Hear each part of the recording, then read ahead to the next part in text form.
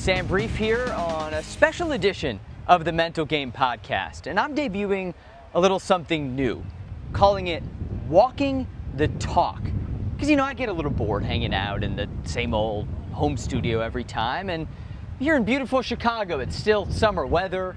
I'm on the Montrose Harbor right now, and so we're going to do a mobile podcast. My mind, thoughts always move better when I'm moving, when I'm in fresh air, and I know the same is the case for our guest today. And my guinea pig for this little segment is someone who I used to just watch playing basketball, but now I broadcast basketball with him, and I consider him a great friend of mine. I've learned a ton from him, and today you will too. His name is Tre Demps. What's up, Tre? What up, man? Happy to be on this thing, man. You ready to walk the talk? Absolutely, let's get it. Let's do it. How you feel walking around? I love it. I mean, there's nothing better. North side of Chicago, in the fall, you got the global warming going on a little bit, and you know what I'm saying? It's a beautiful day to be out here. I'm glad we did this instead of the home studio. Yeah, we're recording this late September. It's probably, 78 degrees? Yeah. Sun shining right on us. We're gonna get out of the sun in a little bit so we don't have to squint too much. But it is a beautiful day, and I always find going on walks, moving my body, getting fresh air is the best way to stimulate my mind, both for inner thought and for conversation. So I figured there's no better setting than to have a conversation about the mental game. So with that being said, you ready? Yes, sir. Let's do it. All right, let's rock and roll. So I want to start just with you and keep it open-ended. Okay.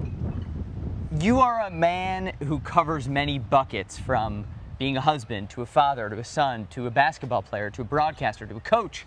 But tell me something about Tre Demps that not a lot of people know that they should know.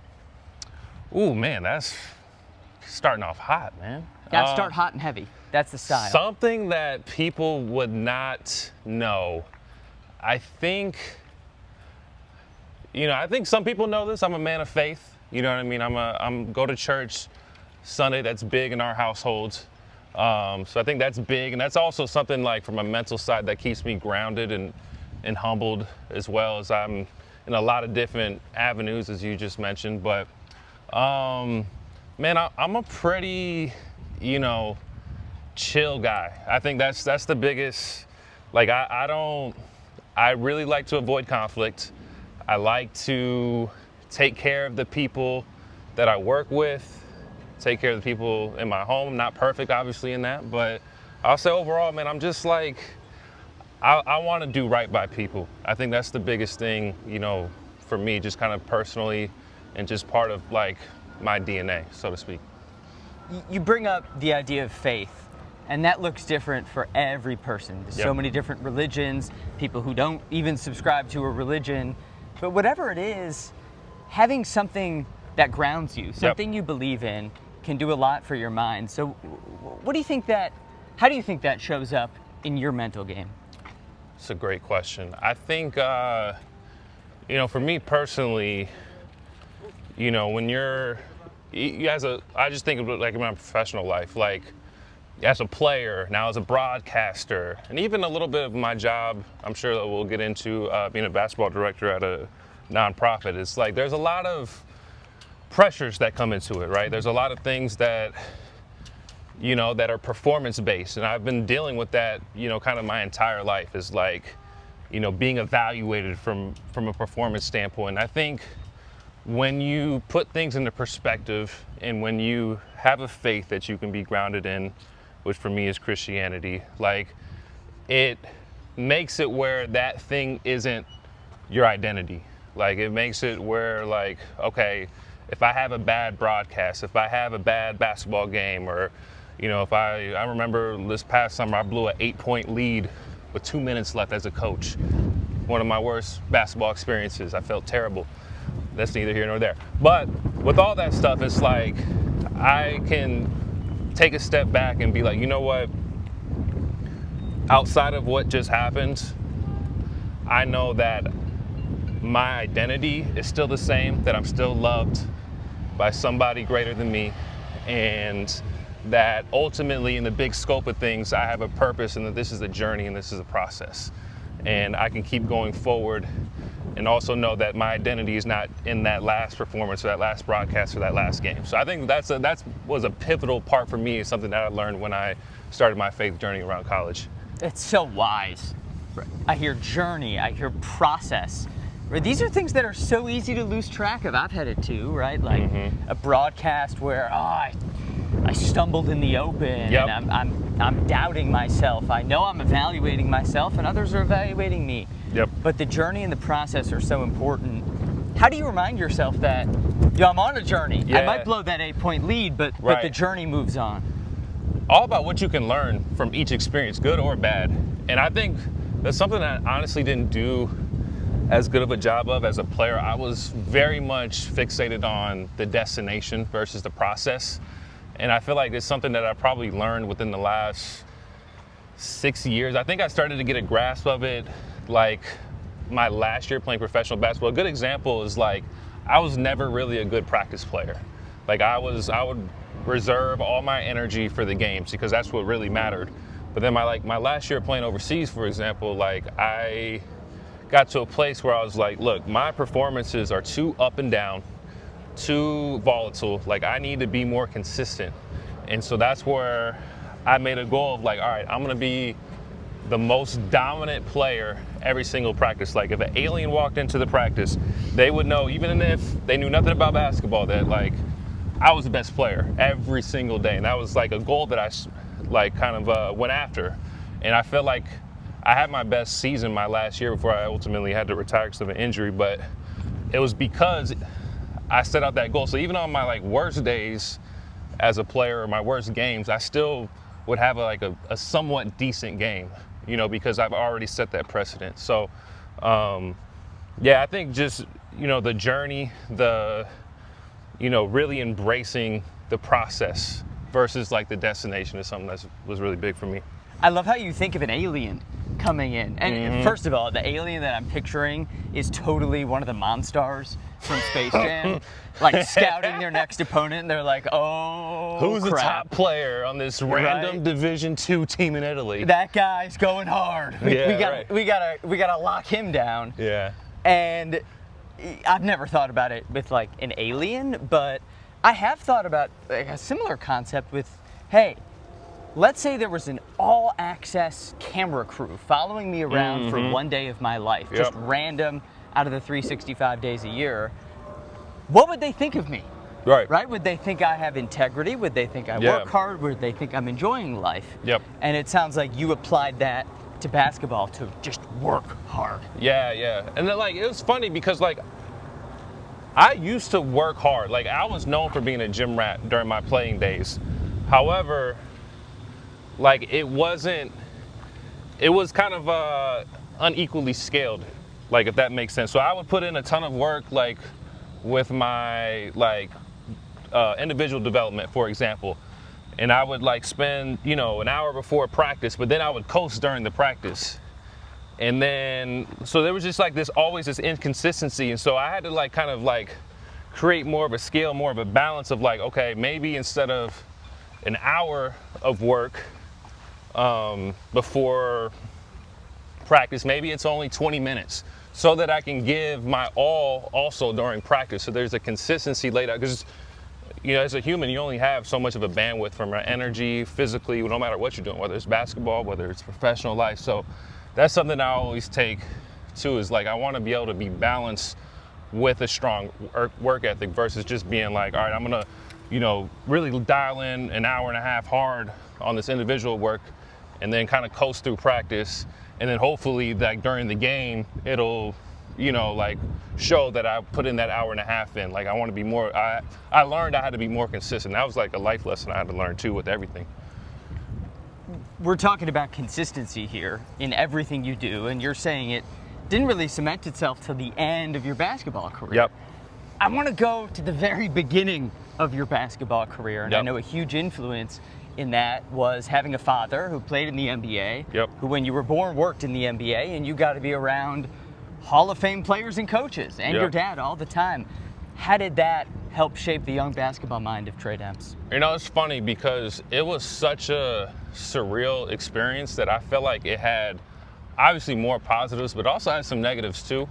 I'd say from a positive standpoint, I think the obvious is like you get to watch. I was able to watch Tim Duncan train growing up. I was able to watch, a lot of the guys on the Spurs, or be in the gym with my dad and open runs in the Bay Area and Sacramento, so on and so forth. And so like I was exposed to that level of competition, work ethic from an early age. So like when I was in second and third, fourth grade, I'm doing the same type of workouts that the pros are doing, or at least I'm trying. In my head, I'm doing that. And so, but at the same time, on the negative scale, I kind of feel like it gave me a false sense of reality, because as I got older and I started to compete against some of these guys, like I would have good days. Like I remember I was 14 or 15 years old in the summertime, and I played against Paul George when he first got drafted by the Spurs. And I like torched him. And like, it was like, oh my God, like they had a conversation. My dad told me later, they had a conversation in their meeting, like, how can this guy be good on the Spurs if he just got torched by a freshman in high school? But think about it from my perspective. It's like, I don't know what, George Hill probably wasn't playing his hardest, or it's a pickup game. But in my mind, that's like a championship level game, because I'm going up against pros. So it gave me this false sense of reality of like, oh man, I'm for sure going to the league. Like I already dominated the first round draft pick. I'm only going to get better. And so it kind of gave me this false sense of like where I stood on the totem pole. So I think a lot of people obviously say like, oh, the positives, but also that had some negatives too, because it was such a unusual experience that I had growing up being around that level of competition. It sounds like you got a swelled head. A little bit. That's what my grandmother used to say. Yeah. Don't get a swelled head, young man. Yeah. And you as a young man had a swelled head because of those experiences. 100%. And then like, it just kind of like when you would get back with your peers, it was like, man, I just was cooking, against pros and future Hall of Famers, and like you're just here at this high school open run, or it definitely did. It definitely did from like it didn't affect my work ethic that much, but it did affect like where I viewed myself, so to speak. And so even like when I got to Northwestern, it was like I realized it's different competing in an open gym versus like a real live practice where there's strategy, there's game plan, there's offensive execution, right? Like you can't just do what you want to do on the floor, you know what I mean? So it definitely was like a learning curve of realizing how to like compartmentalize each of my experiences. Take me to the moment when you think you realized your head was too swelled. You already mentioned Northwestern. I know you played high level in high school too, but when did that moment come? I remember specifically being in my like high school coach's office, like telling him I'm a one and done player. Like, and him looking at me like trying not to be like mean. Like he was a great dude, and I still keep up with him to this day. But like I remember like, and he knew that I wasn't, but like in my mind I was, because of the experiences that I had playing pickup ball with. At that time, like I remember it was like Danny Green, James Anderson, I'm forgetting some other names that were coming on a regular basis. But like I'm playing against those guys, and I'm like keeping up with them. So in my mind, I'm at that level, and I was like, well, I remember just telling him like I'm one and done. And he was kind of looking at me like, yeah, I mean, if you keep working, like, So it was just like, I would say that was like one time I remember specifically where I like verbalized where I thought I was, when in reality I wasn't really there. What about playing in the Big Ten? Because that next thing you know, you thought you were one and done, but now you're playing for Northwestern. Yep. You might have Michigan one night, Michigan State the next night. It's tough out there. How was that? Well, shoot, man, I had like 2 points against Texas Pan Am, which I don't even know if it's like true Michigan State. Yeah. Like I remember going up against them my first game and being like, man, these guys are strong and like can defend, and because it's really. By the way, just for our listeners who are a bit younger, Tre's really aging himself here because UT Pan Am doesn't even exist anymore. That's what I'm saying. It's now UTRGV. So. Is it really? Oh, that's good. He's aging himself. Okay, old man Tre, keep going. I had no idea. I realized that I had never seen them like after that, so I didn't know like if they were still around or if they like dropped to D2. But thanks for that info. But You got it. but it's really like also what I learned is like your level of success is on the offensive end is predicated the level of athlete that you're going up against. So, like for example, Kobe Bryant said the hardest guy that ever guarded him was some random dude from France who never even touched an NBA floor. So it's like, it's from a defensive standpoint, like who you're going against. And I remember they had a lot of guys who were like older, stronger, that were like pushing me around. And then also how hard they're going.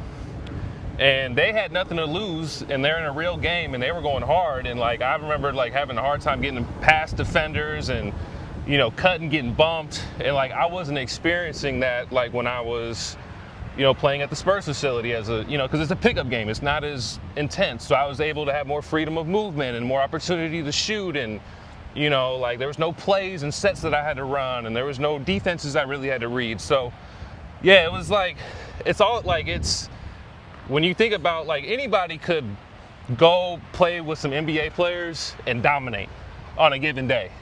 You know what I mean? So I didn't realize that though as a young player. Could I? I don't know about No, you, Sam. I don't I'm think sorry. so. Yeah, well, you said anybody.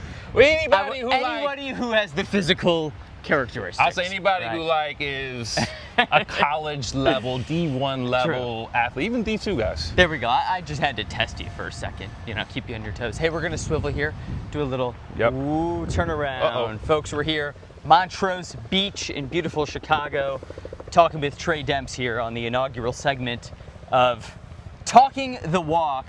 So Tre, thinking about the beginning of your time at Northwestern, you mentioned scoring 4 points against UTPA, or 2 points against UTPA. I know you hit a big speed bump early in your time at Northwestern, shoulder surgery. Yep. You played only 4 games as a true freshman. I was just talking with you before we started recording about your daughter had a pinky injury. Yep. And that's grating on her mentally. I can imagine that grated on you mentally at the time. Yeah. How did the shoulder affect the mind? Oh man, big time. I mean, so I sustained the shoulder injury that summer. I stuck my hand out, offensive player went right through me and tore my labrum. It was one of those injuries that like you could choose to try to play through or to get surgery, and I elected to try to play through it. I mean, honestly, it didn't affect me that much offensively. It was more defensively, like trying to be physical and try, you know, especially as like a younger player, like I really struggled defensively. And I was already not a good defender and really never was a good defender. But having that injury on top of it and also being a freshman like made me like really a liability defensively. So it kind of affected my mental because it's like, all right, if I'm not hot offensively, I'm really just a liability on the court. And like there's no reason to play me. My coaches recognize that too. And so I would say that's kind of the main way that injury affected me. But I mean, I was fortunate to be able to get the medical red shirt because honestly I wasn't playing and I knew that I was probably going to be out of the rotation for the year anyway.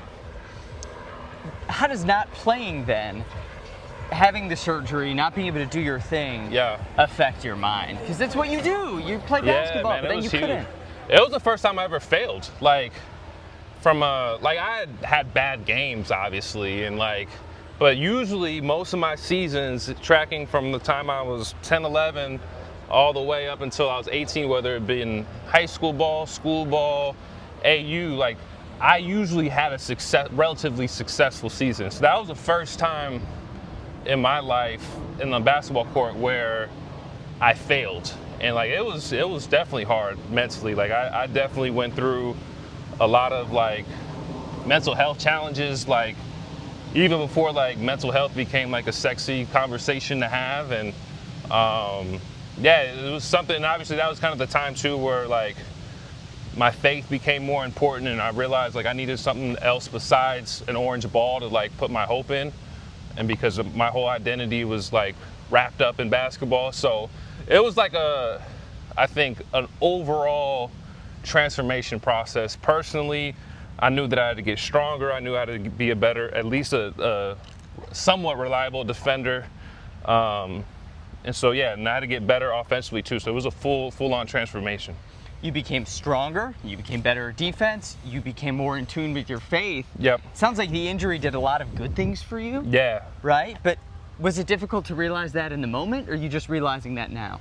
I realized it pretty soon after, like probably like by the time my third year came along and like I was, playing and part of the rotation and a main piece of the team. Like I realized like, man, I needed that as a freshman to humble me. And like the beautiful part about it too is like I didn't lose a year of eligibility. Right. Like I was able to do that, almost get like a gap year in a sense to kind of like mature in ways I needed to mature, be a better teammate, work on myself personally. And so, it was pretty soon thereafter where I was like, man, that first year redshirting, I really needed that. You dealt with quite a few injuries though over the course of your career. Yep. That was the first big one since you started college. Yep. How did that experience then teach you how to deal with it when you got injured later in college as a pro? Yeah, so I mean, honestly, I didn't really, after that shoulder injury, I played almost every game in college, but then obviously with my hips, I ended up having the same hip injury as Isaiah Thomas of the Celtics with like the extra bone growth and the misshaped femur. It was something that I was born with. That was a tough one because there was not a lot of research done on it. It's not like an ACL. It's not like a knee or an Achilles even, where there's like it's a more common injury. This is something that's very uncommon. Only a handful of athletes have even reported having this type of injury.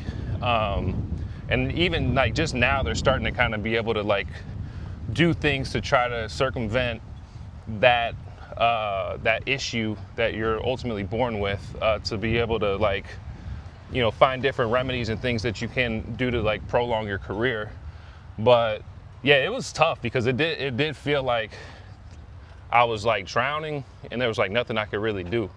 But I really came to the realization, it was like, man, when I was going through that hip injury, like kind of pre-COVID, during COVID, it was like, I just want to, at the end of the day, do everything that I possibly can do, utilize all the possible resources available to me to try to get back healthy.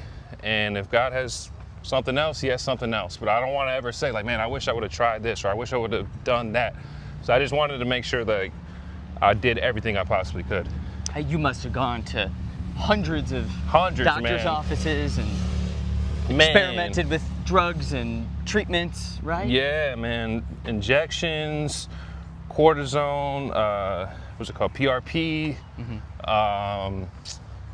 What else? I mean, yeah, just like got 5-6 different opinions, and a lot of them are just saying like, yeah, this is, it's not a whole lot you can do. You don't really want to do a hip replacement because you're not going to, the hip replacements that are available now are more for elderly people. So, it was just like, there was kind of more or less of just like, just do what you can, just hope for the best, and hopefully, the pain doesn't prohibit you from playing, but that's kind of what ended up happening.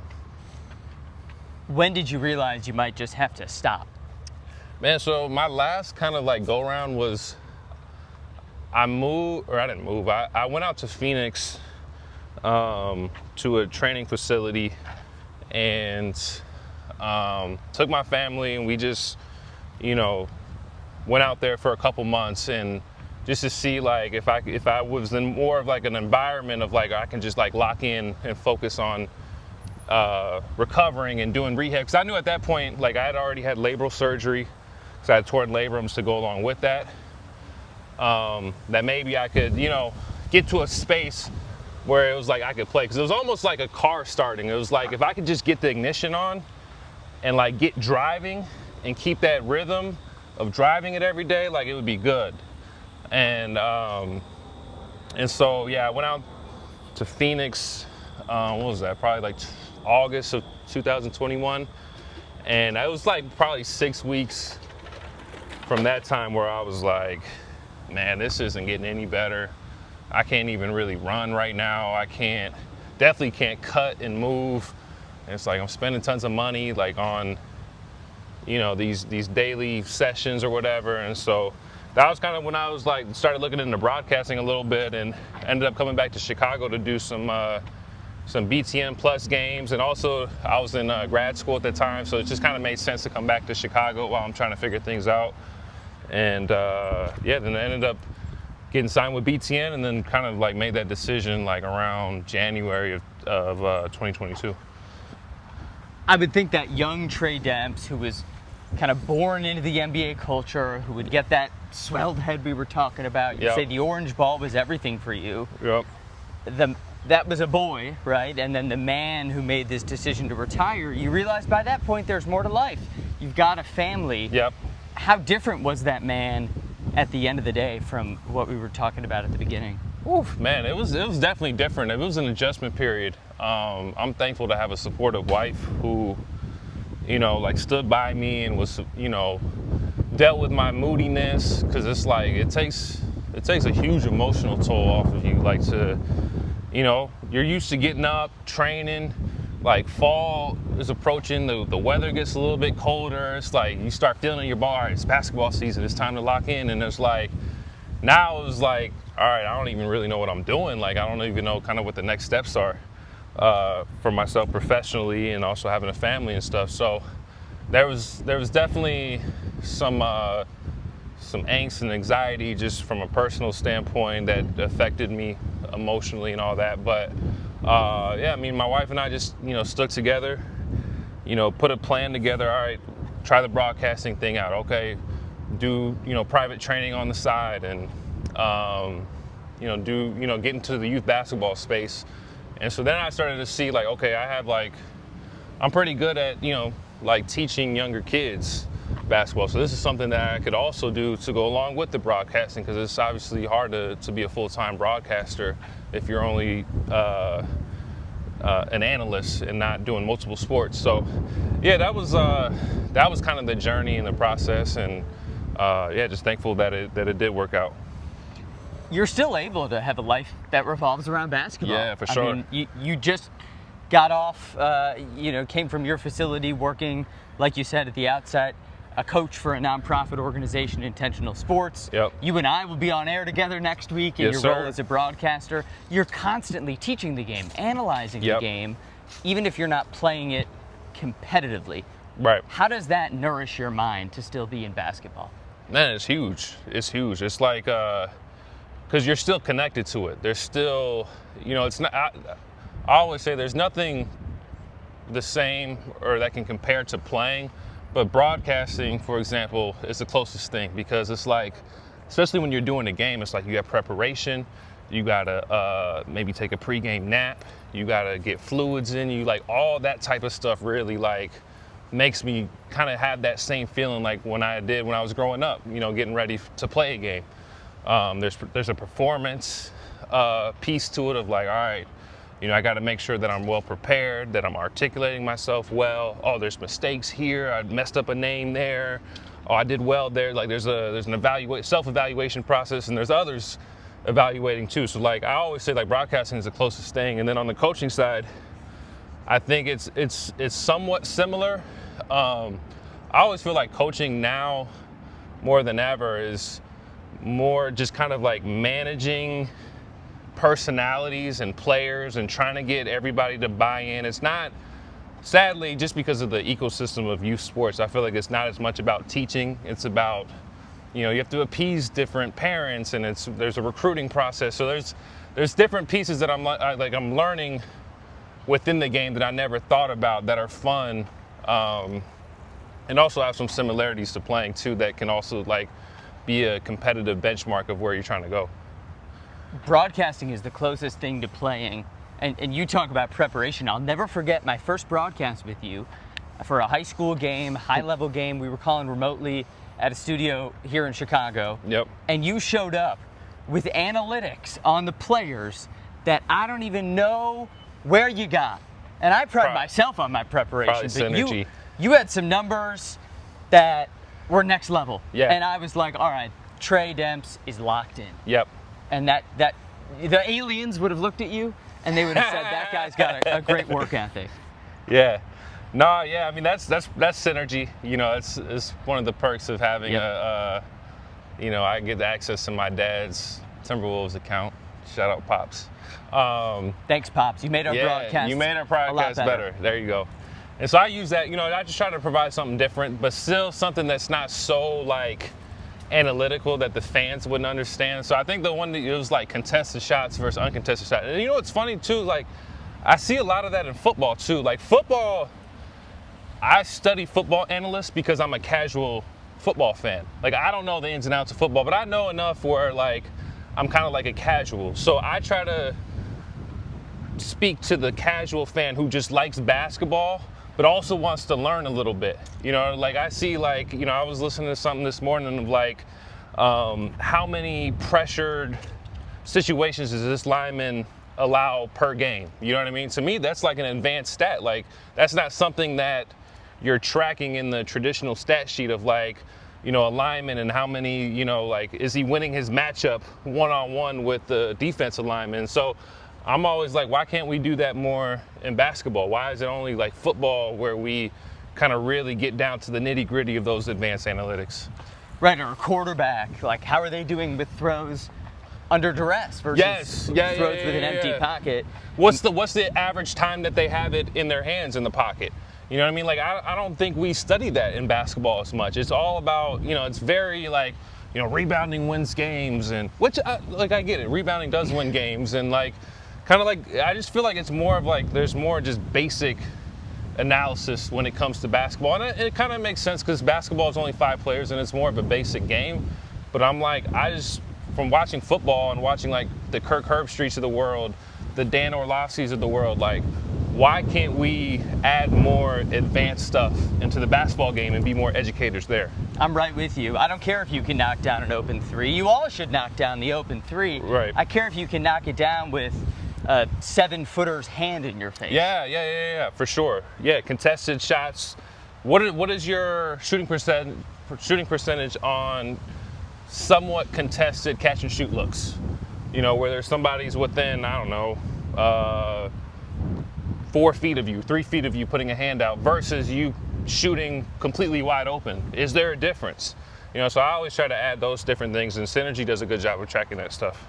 Trey, you just mentioned 2 names of great broadcasters who you've learned from in Herbstreit and Orlovsky. Yep. Let's zoom out to anything in your life. This can be the game of basketball, it can be mentorship, academics, whatever. Mm-hmm. Give me someone you've learned a ton from that has impacted you. Ooh, man. The first person that comes to mind is my favorite hip-hop artist, Lecrae. I think he was like the first person, especially from like somebody who like struggled and dealt with like kind of some of like the similar mental health stuff that I did. Like how to process that with him being a man of faith. Like that's somebody for me who was like I look up to like a whole lot, and just follow any podcast that he's on or anytime he's talking. Like I'm all ears. So that's kind of even though it's not like a sports person, I would say that's like the first person that comes to mind as somebody that I look up to. On a sports front, it's honestly, my dad was a big influence, like watching him, put in heavy hours and becoming a GM, starting as a volunteer scout, was huge from a work ethic standpoint. And that's probably the biggest reason why I had that strong work ethic, as well as my mom too. She had a very strong work ethic too, as a physical therapist. But I would say those 2 or 3 people, or I guess 3 people would come to mind for sure. You listed both of your parents. I'm also someone who would list both of my parents as role models just from watching the way they live their lives. That tells me yours and mine were good parents. Yes, and now sir. You're the father of 3 beautiful children. Yep. How does that impact the way you operate and think about yourself as a father? Yeah, I mean, I think, it's funny because it's like you want to implement the good things that your parents did, but then also improve on the things that maybe they miss. And like, I say that in the sense of like, when my kids get older, there's going to be something I missed that they're going to say, you know what, my dad didn't do a great job here, and I want to implement that there, because we're all imperfect human beings at the end of the day. But like overall, like as I think about parenting, one of the things that my parents did a really good job of was keeping me involved in some sort of activity, whether mainly sports, but also, trying, other things and, like karate and, diversifying some of the things that I did just to give me an exposure to different things in life. And they always kept me in a program. And then we would talk about, how I was doing in the program, because I think that's like when you're involved, when there's other people and there's instructors or coaches and there's other kids and it's like conflict management. I feel like that's honestly sometimes like the best teacher is just being involved in something, even if it's not like the healthiest thing. And the other thing too, along with that, was I always had to stay in that program until it finished. So even if I didn't like it, if it was soccer and I didn't like it, it was like, all right, you can stop playing, but you got to wait till after the season. Football, I love watching football, but I was kind of a wuss when it comes to getting hit. Like my dad was like, you need to finish that season out. You know what I mean? You signed your name and said that you wanted to commit to it, so you're going to finish that out. And even thinking of like the transfer portal and everything going on with NIL and all that stuff, it's like that honestly might be the most important piece for young athletes. Because I even see the kids I deal with, I'm transferring high schools, I'm transferring schools because this coach or that coach did it. It's like there's no, as soon as there's conflict, you just jet. You know what I mean? And so like I think I'm really grateful that my parents pushed me to stick with something at least until the end of the season and then make a good educated decision from there. Finish what you started. Yeah.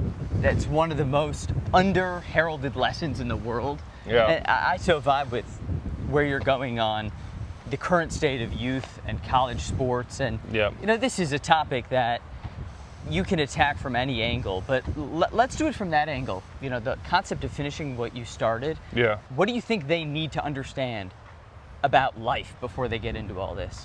I think the first thing, it's kind of cliche, but the grass isn't greener on the other side. It's like, I think the biggest thing is if I'm having to change a situation, which I think, sometimes it warrants a change, because I always tell like my players, like coaches are people too. So you got to understand what ticks me. Like you have to understand like the things that I don't like and try to avoid doing those things, or also the things that I do like and try to do those things because I'm a human and I'm gonna make an intuitive decision of whether I play you or not if it comes down between you and somebody else.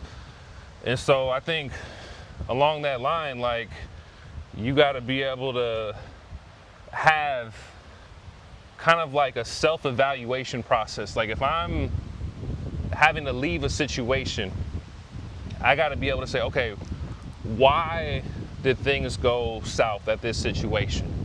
Because a lot of times, there's kids who transfer like because they want to elevate to another level, but then I always call it like the lateral transfer. It's like where it's like, okay, if I'm going from one mid-major to a similar level because I don't like this coach, it's like, what's something that I could have done differently, or a situation that I could have handled better, or something that I could have implemented daily in practice that could have made this situation, just an overall better situation. And I still might have, at the end of the day, chosen to transfer, but it's like, if you never self-evaluate why something went wrong, or why you didn't receive playing time, or why your shooting percentages were low, or why you kept getting subbed out for defensive mistakes, or whatever, like you're gonna go to the next spot and have the same problems probably.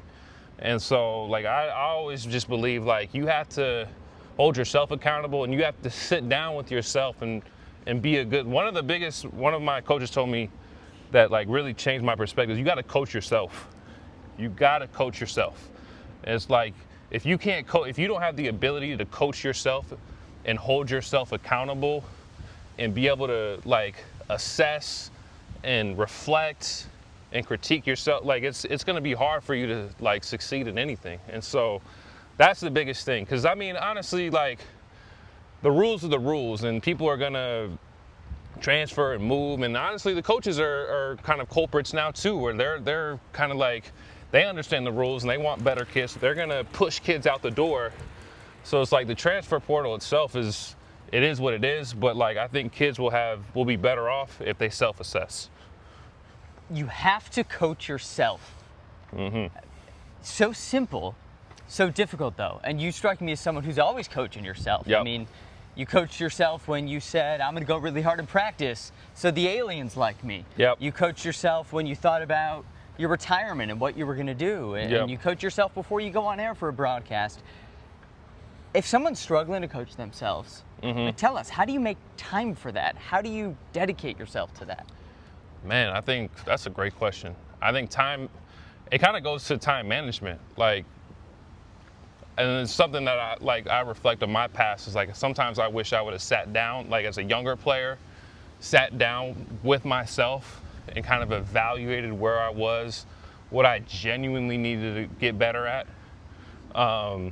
But I think it's like, at the end of the day, you are going to make time for the things that are important to you. Like if you love video games, you're gonna find a way to fit that into your schedule. If you love, I don't know, hanging out with your boys, you're gonna find time for that in your schedule. And so I think it's just, at the end of the day, like making sure that is a core part of your personal development, and then making time for it. And it's obviously, it doesn't have to be every day. It doesn't have to be, each person might have that process look a little bit differently, but at some point you have to sit down, think, whether it's in your bed, whether it's, while you're on the bus or whatever, like while you're on a walk like this, and be able to say like, all right, here's where I'm good, and this is what I need to keep doing that's helping me, and here's some of the things that are hurting me, and let's put a plan together of how I could change that. How often do you do that check-in?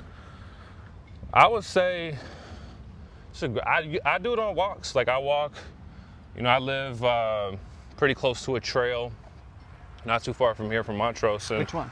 I don't even know the name. It's over there by Lane Tech. We'll call it the Demps Trail. We'll call it the Demps Trail. Yeah, there you go. And so it's over your there. Walks. Over there by DePaul and DePaul Prep and Lane Tech, and it's like a trail. And I do it probably once every 2 or 3 weeks, and just kind of assess and pray and meditate. Like, all right, here, even as like as a husband, like, all right, here are some things that have been poor that I need to change, and and make sacrifices for my kids and for my family and professionally. Like, and so I kind of do those self check-ins and self evaluations. Yeah, I'd say probably once every 2 to 3 weeks. That's the beauty of it. It doesn't need to be a daily thing. It's not like, hey, you need to coach yourself and check in and analyze yourself every day. You can do it once a month. You can do it every few months if you want. Yeah, for sure. But doing it is the thing. Doing it is the thing, yeah. Because you can overdo it too. Where it's like, if you put too much on your docket of like, I'm gonna change, and I actually made this mistake before where like I'll write down like 15 goals that I have. It's like, I'm not gonna remember these, or I'm not gonna, like, when I'm in my day-to-day life and I'm tired, like keep it simple. You know what I mean? Keep it simple. All right, here's one thing professionally that I need to do a better job of. Like for a while, like one of the things, like at my job at Intentional, was like, I need to do a better job of holding people accountable to do their jobs as a director. Like that was something I was just like, man, it's really affecting kind of like how my program is going, because I'm a little bit too easy on my coaches and, like their involvement and their energy. And I need to be like, I got to find a way to be a little bit more commanding in a graceful way where I'm empowering them and motivating them to do better. So that was something that I really like locked into, for a season. I feel like I'm still getting better at it, because I'm, like I said in the beginning, like I avoid conflict at all costs. And so it's something I need to continually remind myself on, but it was something that I was really, really locked in on for a good chunk of time. So yeah, I would say just keeping it simple, keeping it like one or two things at a time. Oh, had to duck out of the way. I know, there's a biker was going insane here. I mean, some of these guys going like 60 miles an hour. So Trey and I are being safe on our walk. And as we make the final turn, I love how you brought up the concept of overdoing it, because dude, you're talking about massive overdoer. Yeah. I went through a phase right around the time I started this podcast, and I really became kind of obsessed with the mental game. I was doing a lot of these episodes, reading a lot of books and philosophies. Yeah.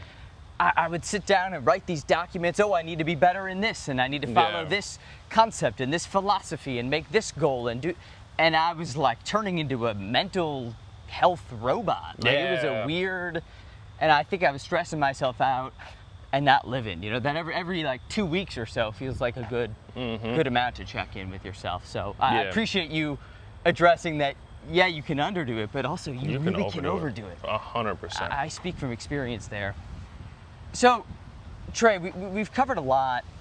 I haven't zoned in as much on your time playing in Europe, though, which you and I have just talked over lunch about this, but an incredible experience to travel the world from Greece to Italy and just experience basketball and experience different cultures. Yep. How did that make you grow as a man? Because you're doing things you probably never thought you would be doing when you were a little kid. You know, it was honestly like the best 4 years of my life because it was obviously a dream to be paid. You know, I wasn't an NIL athlete. I didn't get paid at Northwestern. You know, obviously to do something that you worked so hard for. So that was a plus, 100%. But I think there was more of an impact on just like seeing how other cultures lived, right? And like, the thing that comes to mind is like in the U.S. it's very much hustle and bustle, you know, have multiple jobs, and I think there's some societal ways that are, you know, economy set up where some of that hustle and bustle is necessary. But when I went over there and just seeing like, you know, how people would take 2 to 3 hours on lunch breaks, you know what I mean, and taking breaks throughout the course of the day. But then would work maybe a little bit later past, you know, 7:30, 8:30, you know, versus like the traditional like 9 to 5 system. And then, you know, just seeing like also just the simplicity, like just how there wasn't always a need for the next best model of something. And, you know, just a lot, like in Europe, it's just a lot less materialistic and there's a lot more emphasis on family and, you know, like taking care of generation, you know, like your grandmother or your mom, and like, you know, like even if they don't live in your household, it's like there's just a lot more of like family's all we got. And so like seeing how like other people and other cultures lived and the things that they valued, and I don't think like there's some things that I think that we do better than they do, but like I was able to take a lot of the good of what I saw from like my teammates that were domestic players from from Belgium, from Italy, from Greece, and be able to like implement them into our daily rhythms in our household and how we live, while also understanding like our, you know, economy and our culture is, you know, there's some things we have to do, you know what I mean? So yeah, it was just eye-opening to see kind of like just how other people lived, and just realizing like the American way isn't the only way that things need to be done. And I think today that's a concept that people need to internalize more. Yeah. Not just talking America versus the world, but okay, the American way isn't the only way, but maybe my way, Sam's way, isn't the only way. Maybe my political beliefs aren't the only political beliefs. Right. My religion isn't the only religion. My sports fandom level is not the only, right? You have to understand that people are different and embrace that, right? Embrace it. Yeah, then it's so individualistic in America.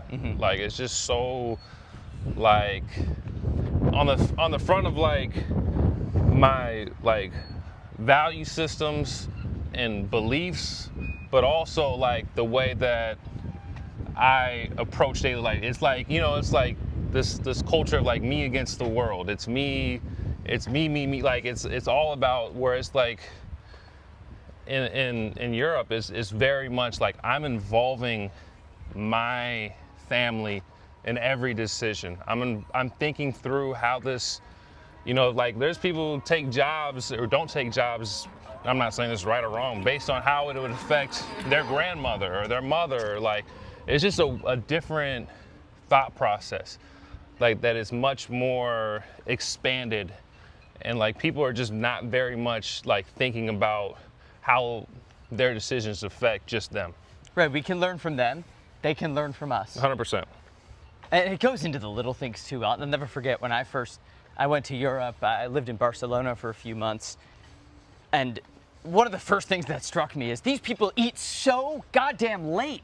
And long. Oh, like And 9 long. o'clock dinners. I would be starving at 7 and still got 2 hours to eat. It drive me nuts. But it was like, okay, so like when we go out to eat, it's like, all right, I'm gonna check in. It's gonna be like when you meet up with somebody in America, it's an hour. We're gonna eat, Yeah. we're gonna catch up, probably 1 or 2 topics, boom, done. Like Efficient. there, it's like, we're gonna do that, and then we're gonna get into some of what's going on with your family, what's going on with where you wanna go, what's going on with where your family wants, like how they're doing and what, where they want to go and why they aren't there. Like there's so much more conversation. And that used to, as an introvert, that used to kind of drive me crazy too. Like when we go to like team dinners, it'd be like 4 hours, especially in Italy. Like, but it was like, you appreciate that because it's like, when you walk away, you're not just fed with food, you know what I mean? And it's not just checking off a box. It's like, man, I really got to break bread, figuratively speaking, with somebody and like hear them out. And now I know like how I can, as a Christian, how I can be praying for them, how I can be, encouraging them. And like, it's like, it cultivates more of like a deeper friendship level. You know what I mean? I love that. In Spain, they call that the sobremesa. Sort of that period. You're done eating, maybe you're paid up, but you'll sit there for 2, 3, 4 more hours. Yeah. And But- just talk life. So economy-wise, think about it like this though. Like in America, if you were to sit at a table at like a restaurant, they need to get more customers Yeah. in, because they have a rent that needs to be paid. Every second you stay is money out of that manager's pocket. 100%. So that's why I always say like it's not realistic to be able to like fully implement something because that's not our economy, and that restaurant manager's situation is different than the restaurant manager over in Italy or Spain or wherever it may be. You know what I mean? They don't have that pressure of like getting more people at that table and meeting a certain quota. Yeah, so maybe when you have, let's say, lunch with a colleague next week, we're not saying make it 4 hours, but maybe stretch it out 10 more minutes. Maybe Yeah. instead of just paying the bill, getting the hell out of there and getting back to work, maybe Yeah. ask them, how are your kids doing? Like Yeah. just extend it just a little bit Yep. within 100%. reason. 100%. So Trey, we're back where we started. Yes, sir. You are the inaugural guest on I'm honored. Talking I'm the honored. Walk. And I've loved every moment just drinking in this Likewise. conversation. You like walking around? Did it feel do. good? It feels great. It's one of my favorite things to do. So this was like totally on cue of like my personal DNA. When I thought who would be the perfect guinea pig for this? You, right away. Oh, So man. I'm glad Thank this you. worked out as the cicadas and crickets start to chirp. We'll wrap this one up. Sam Brief, Tre Demps, here on the Mental Game Podcast. We are walking the talk. Thanks, Trey. My man, appreciate you, Sam.